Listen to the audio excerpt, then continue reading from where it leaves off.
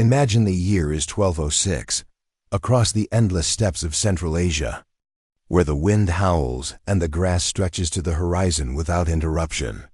Thousands of mounted warriors have gathered around a single man. This man was once a slave.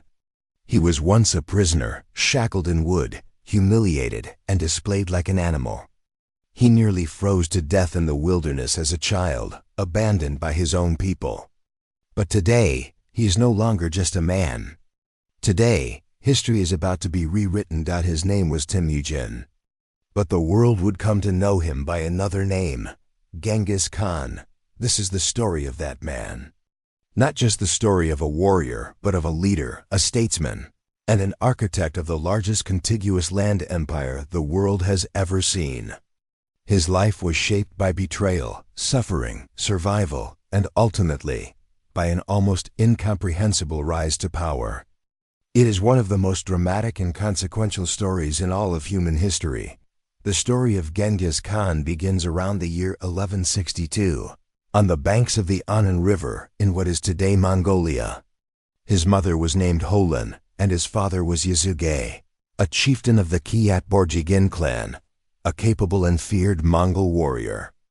According to legend, Temujin came into the world gripping a blood clot in his right hand, a sign that the Mongols interpreted as a mark of destiny, a sign that this child would grow into a great warrior and ruler. Nobody at that moment could have guessed how accurate that sign would prove to be. He was named Temujin after a Tatar warrior that his father had recently captured in battle. Following a Mongol tradition of naming sons after defeated enemies as a way of absorbing their strength, Temujin grew up on the steppe, learning to ride horses almost before he could walk, learning to shoot a bow, to track animals, to survive in conditions that would kill most men. Life on the Mongolian steppe was brutal, beautiful, and unforgiving in equal measure. And the children who grew up there were shaped by every aspect of it. When Temujin was around 9 or 10 years old, his father took him on a journey to find a bride. Among the Mongols, it was customary for a young man to live with his future wife's family for a period of time before the marriage, forming a bond between the two clans. On their travels, Yasuge and Temujin stopped at the camp of the Anjirak tribe, where the chieftain Day-second had a daughter named Borte. She was said to be strikingly beautiful, with light eyes that burned with intelligence. Day-second and Yasuge agreed on a betrothal, and Temujin was left behind to live and work among Borte's people while his father returned home. On the journey back, Yasuge stopped at a Tatar camp. Hospitality was sacred among the steppe peoples, and the Tatars invited him to share a meal. But the Tatars knew exactly who Yasuge was. He had spent years fighting them, raiding their camps, killing their warriors. They poisoned his food.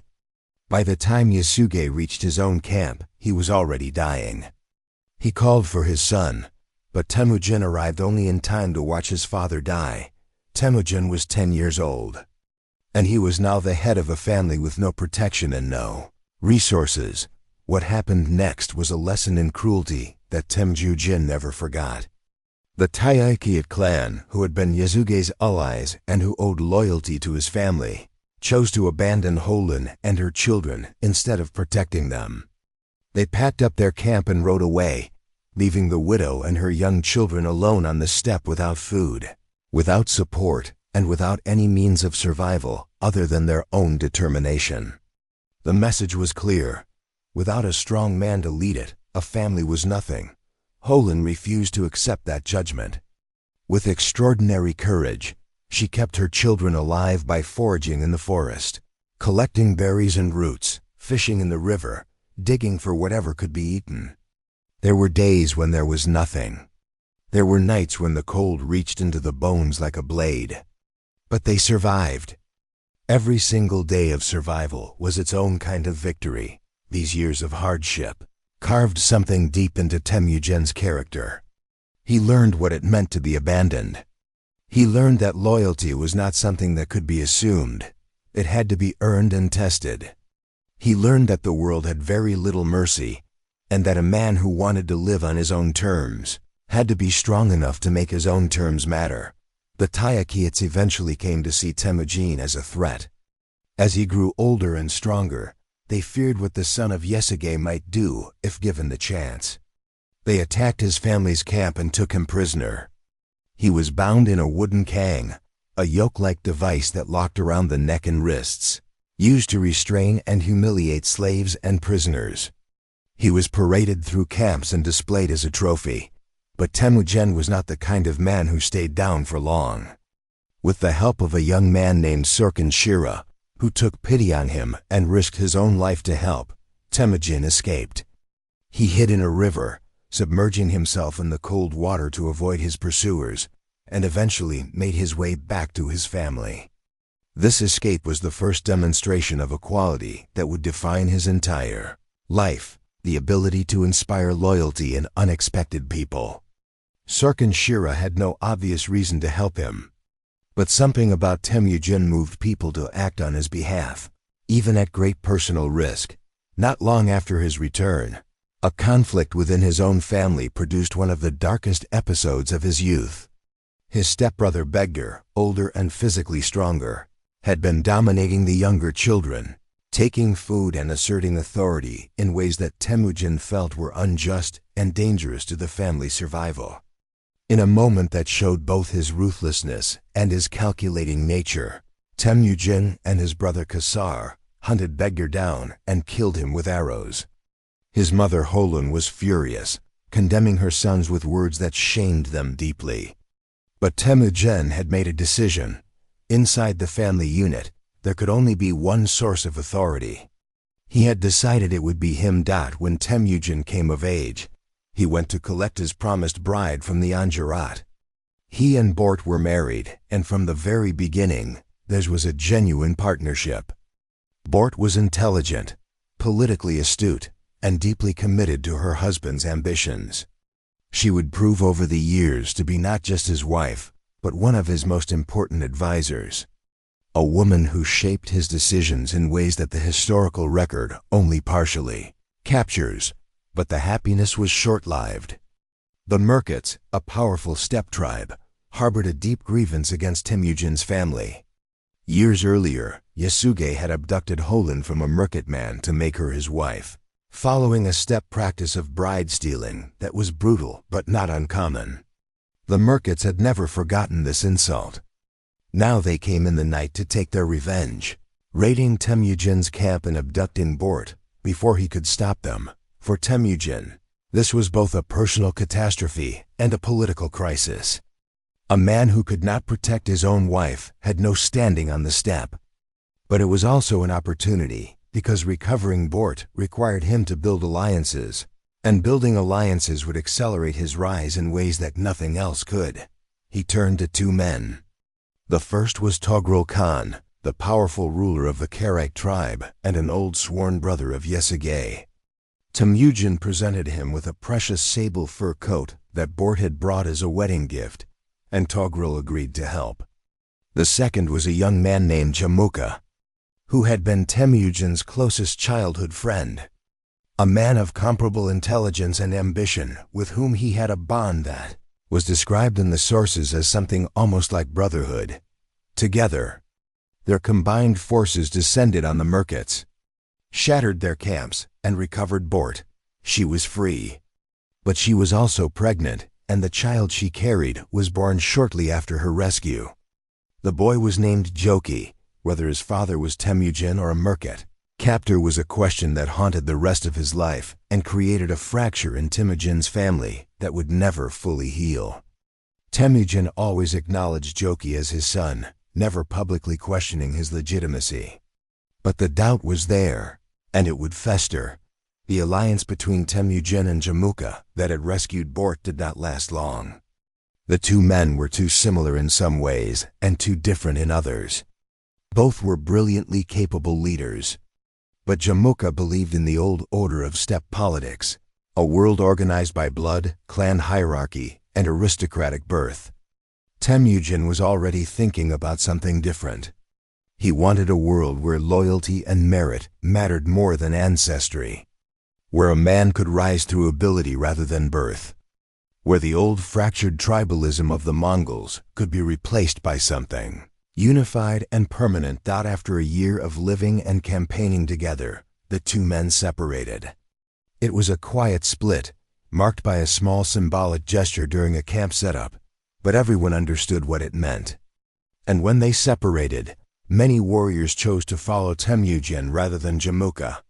Men who sensed that the future lay with someone who could see beyond the old ways. Around 1189, Temujin was recognized as Khan by a confederation of Mongol clans. It was not yet all of the Mongols, not even close. But it was a beginning, and it was the first formal acknowledgement that this man was something more than a survivor. He was a leader with a vision. Over the following years, Temujin fought a series of campaigns that methodically dismantled every rival power on the steppe. He fought the Tatars, the people who had killed his father, and he annihilated them with a thoroughness that was both revenge and strategy. Tatar men were killed if they were tall enough to be a threat, their women and children absorbed into Mongol families and clans. He took in captured Tatar women as if they were his own, even giving one to his mother Hulan as an adopted daughter. The Tatars who had poisoned Yasuge ceased to exist as a separate people. His alliance with Togrul Khan eventually collapsed under the pressure of success. As Temujin grew stronger, Togrul's son Sengum grew more alarmed and more jealous. He convinced his father that Temujin was a threat that needed to be eliminated, and Togrul allowed himself to be persuaded. They set a trap, inviting Temujin to a wedding feast with the intention of killing him. But word leaked out. Temujin escaped, and then he gathered his forces and struck back with devastating precision. In 1203, he shattered the Karaite Confederation in battle. Togrul fled and was killed. The Karaite kingdom, one of the most powerful forces on the steppe, was gone. Then it was Jamukha's turn. Jamukha had assembled a coalition of Temujin's remaining enemies, including the Naimans, a powerful western tribe, and the remnants of other defeated peoples.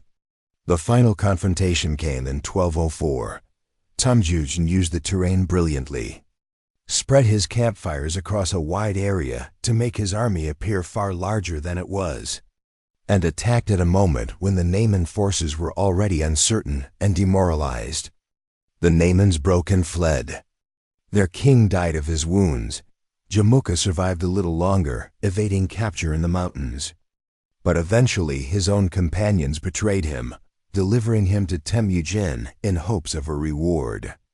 Temujin had those companions executed immediately. He did not reward betrayal, not even betrayal that benefited him. Then he offered Jamukha something unexpected: forgiveness, and an invitation to ride together again as they had in their youth. Jamukha refused. He said he was like a louse in a collar, like a thorn in a felt stocking, that there was no longer any place for him in the world that Temujin was building. He asked only to die without having his blood spilled on the ground, a noble death by the breaking of the back, which was the Mongol way of executing men of high status. Temujin granted this request. His oldest friend, his greatest rival, was dead. In 1206, on the banks of the Anan River, the great Kuriltai was held. All the Mongol tribes gathered. Shamans performed rituals, offerings were made to the spirits of the ancestors, and a great white banner with 9 tails was raised against the sky. Temujin was proclaimed Genghis Khan, the universal ruler, the lord of all who lived in felt tents. What Genghis Khan built in the years immediately following that proclamation was not just a military machine. It was a state. He reorganized the army on a decimal system, units of 10, 100, 1,000, and 10,000 warriors. Commanders were appointed based on demonstrated ability, not on birth or clan affiliation. He created an elite personal guard called the Keshig, which served not only as his protection, but as a training ground for future commanders and administrators. He adopted the Uyghur script as the writing system of the Mongol state, giving his people a way to record laws, agreements, and history. He promulgated a legal code known as the Yasa. which established rules for everything from the treatment of ambassadors to the rights of religious practitioners to the punishment for theft and treachery. The Yasa was remarkable for its time. It guaranteed the inviolability of ambassadors and envoys, a principle that Genghis Khan took with deadly seriousness. It granted freedom of religion to all peoples under Mongol rule and exempted clergy of all faiths from taxation. It prohibited the enslavement of Mongols by other Mongols. It established that loyalty to one's commander was absolute, but also that commanders were responsible for the welfare of their men. It was a code built on the experiences of a man who had survived betrayal and injustice his whole life, and who was determined that the society he built would function on a different set of principles, that he also fundamentally transformed the social structure of Mongol life. The old tribal identities that had kept the steppe fragmented for generations were broken down and replaced by military identities. A warrior from one tribe was placed in a unit with warriors from different tribes, creating bonds of loyalty that crossed the old boundaries. Men who had been lifelong enemies were now comrades in arms, their shared experiences forging new identities that were larger than any single clan. This was a social revolution as much as a military reorganization. The military system Genghis Khan built was unlike anything the world had seen before. His cavalry armies could travel enormous distances with astonishing speed, each warrior carrying multiple horses so that they could switch mounts and maintain their pace without stopping.